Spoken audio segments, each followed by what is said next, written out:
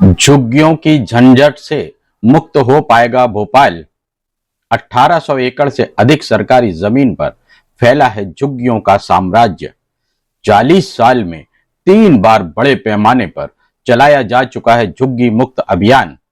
अब की बार मुख्यमंत्री मोहन यादव ने उठाया है बीड़ा। भोपाल को मेट्रोपॉलिटन सिटी बनाने 25 वर्षों का प्लान तैयार करने का निर्देश। हेलो दोस्तों, रंगे हाथ चैनल में आपका स्वागत है। मैं हूं अकील अंसारी।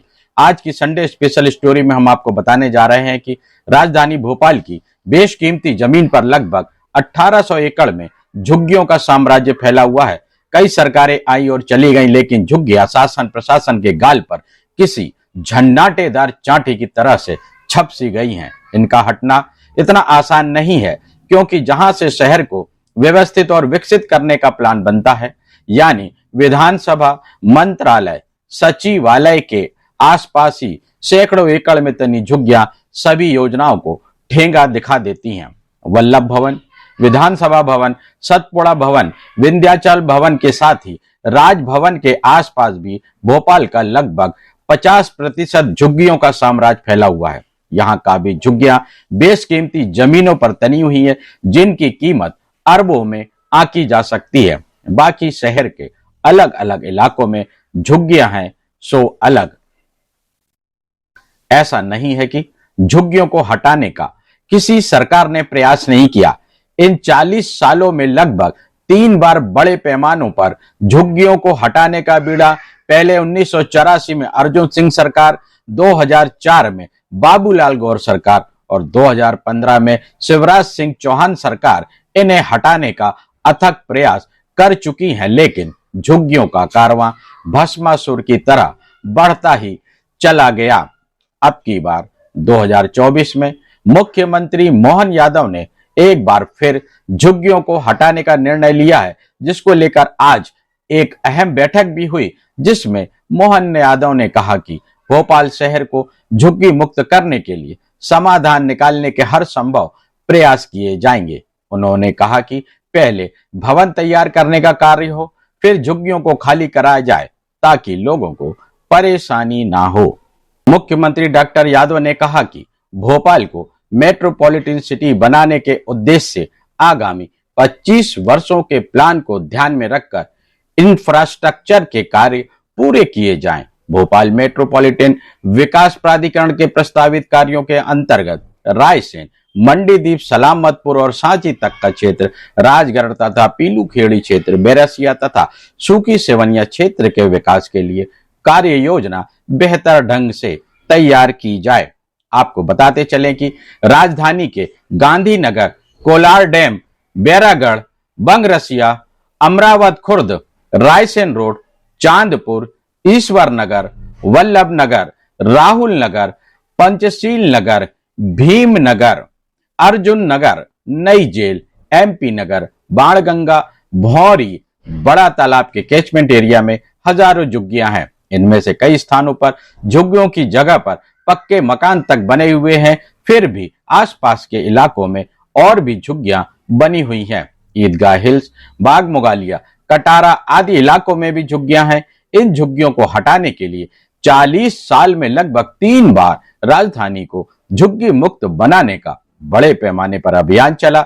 इस दौरान 1450 करोड़ रुपए खर्च भी किए गए, फिर भी शहर में झुग्गी बस्तियों के इलाकों की संख्या बढ़ती गई। वर्तमान में करीब 85 स्थानों पर झुग्गियां तनी हुई हैं। हालात यह है कि देश के झुग्गी वाले टॉप 10 शहरों में भी भोपाल का नाम शामिल है। आइए अब आपको शनिवार को आयोजित भोपाल के विकास से संबंधित बैठक के नजारे से रूबरू कराते हैं और साथ ही मुख्यमंत्री मोहन यादव ने क्या कहा वह भी सुनाते हैं।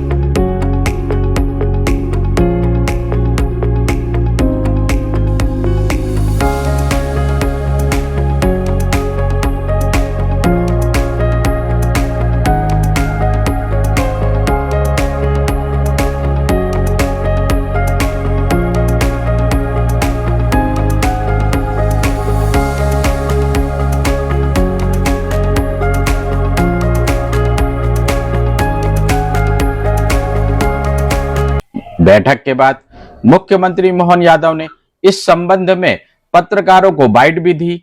आइए देखते हैं उन्होंने इस संबंध में क्या कहा। मुझे इस बात का संतोष भी हमारे सभी जनप्रतिनिधियों को बिठा करके हमने भोपाल में विस्तृत प्लान बनाने की बात कही है। ये आदर्श राजधानी के रूप में भी विकसित हो, भविष्य में जो माननीय यशस्वी प्रधानमंत्री जी का सपना है 2047 तक के अमृत काल तक का एक प्लान बने, और इसमें खास करके नगरीय सीमा या वर्तमान की भोपाल ज़िले की सीमा ऐसा नहीं तो आसपास के ज़िलों को जोड़ करके भी भविष्य का एक विस्तृत प्लान बनाने की भी एक मेट्रो सिटी के नाते से भोपाल की कल्पना की है। मैं उम्मीद करता हूं कि इसके रिजल्ट अच्छे आएंगे। साथ साथ कुछ और विषयों पे भी हमने आज निर्णय किए हैं। एक तो भोपाल को यहाँ जो झुग्गी में हमारे भाई बहन रहते हैं इनको पक्का मकान मिले, इनकी समस्या का समाधान हो। ये झुग्गी मुक्त मध्य प्रदेश में हमारी राजधानी बनना चाहिए, इस दिशा में भी हमने निर्णय किया है। एक निर्णय और किया है कि सोलर की सूर्य आधारित ऊर्जा का उपयोग अपने घरों में बिजली बनाने के लिए करें, और खास करके भोपाल के सभी शासकीय भवनों पर और सभी छतों पर जितने लोग अधिकतम सोलर एनर्जी का उपयोग करें। मैं प्रदेश में भी अभियान ये हम चलाने वाले हैं, लेकिन इसको भी हमने प्रायोरिटी में भोपाल से शुरू किया और अलग अलग स्थान पर इसका भी रिस्पांस अच्छा आ रहा है। कोशिश कर रहे हैं कि विकास के मामले में मेट्रो को लिए खासकर जैसे मेट्रो के विकल्प के नाते से वंदे मेट्रो की भी कल्पना हमने की है कि जो आसपास के 3-4 ज़िलों में जो रेलवे का नेटवर्क ऑलरेडी ब्रॉडगेज का डला हुआ है, उस ब्रॉडगेज की लाइन पर वंदे मेट्रो भी चले। इसलिए एक मेट्रो जो अंदर से डेवलपमेंट का काम करेगी लेकिन इसकी स्पीड कम होती है, इसलिए वंदे मेट्रो की स्पीड डबल होती है और वो हमारे ब्रॉडगेज लाइन पर चल जाती है। तो रेलवे को लेकर के भी हमने निर्णय किया है, SCS को बताया है कि भाई इनके लिए भोपाल के आसपास के ज़िलों में भविष्य में आवागमन के लिए रेलवे का बड़ा रोल रहेगा, इस पे भी काम करें। कई और ऐसे विकास के मामलों को लेकर के आज हमने मुद्दे तय किए और ये विकास का क्रम जारी रहेगा। आने वाले नवंबर में दोबारा बैठेंगे, तब तक मैंने कुछ टारगेट दिए हैं जिसमें राज्य शासन और जिला प्रशासन दोनों के तालमेल से भोपाल का स्वरूप भोपाल की गरिमा के अनुसार होना चाहिए, मध्य प्रदेश की गरिमा के हिसाब से होना चाहिए। मैं उम्मीद करता हूँ इसके रिजल्ट अच्छा आए।